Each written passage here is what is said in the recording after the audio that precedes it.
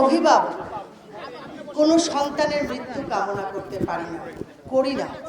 প্রাকৃতিক মৃত্যু আমরা কামনা করি না, সেখানে এইভাবে অপমৃত্যু, সেটা মেনে নেওয়া একজন মা হিসেবে সত্যিই অনেক কষ্টের।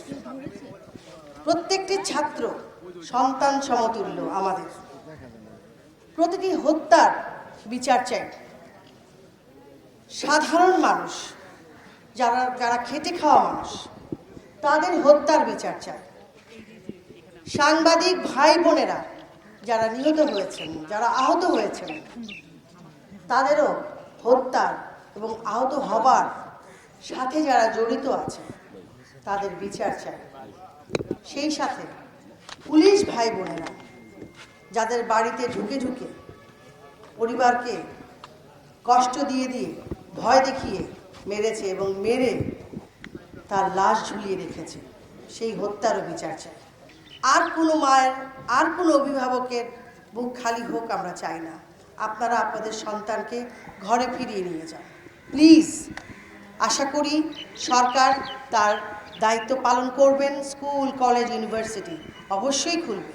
আমি শিক্ষকদের অনুরোধ করব, আপনারা আপনাদের ছাত্রদেরকে ক্লাসে ফিরে যেতে বলেন কিংবা ঘরে ফিরে যেতে বলেন।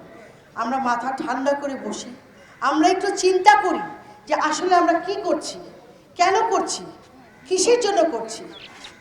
কোনো সহিংসতা আমরা চাই না, বিশ্বাস করেন চাই না। আপনারা যে যাই বলেন, আমি শিল্পী হিসেবে আসি না এখানে, আমি মা হিসেবে আসছি।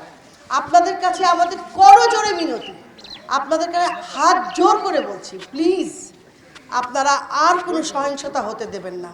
আর যারা উস্কানি দিচ্ছেন, আমি জানি না আপনাদের কি লাভ হবে। আপনারা একদিন বুঝতে পারবেন কি অন্যায় আপনারা করছেন। আমি কারো পক্ষে কথা বলছি না, আমার কোনো স্বপ্ন নিয়ে আমি এখানে আসি নাই। আমি মা হিসেবে আছি, আসছি, আমার সন্তান আছে। আমি চাই আপনারা সুস্থভাবে, সুন্দরভাবে আপনাদের ভবিষ্যৎটা গড়ে তুলুন। পৃথিবীটা অনেক সুন্দর, এইভাবে সহিংসতা করে জীবনটাকে নষ্ট করবেন না।